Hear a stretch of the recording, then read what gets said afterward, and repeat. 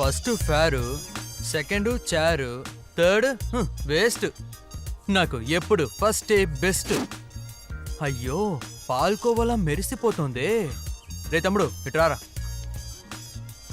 నేను నీకు 10 రూపాయలు ఇచ్చి చాక్లెట్ కొనిస్తాను. అక్కడ మొదట్లో గ్రీన్ కలర్ చుడిదారు వేసుకొని ఒక అక్క కూర్చొనింది కదా, ఆ అక్కకి లవ్ లెటర్ ఇస్తాను రా, అది మాత్రం తీసుకెళ్ళి ఇచ్చేరా. ఏమంటావు, సరేనా?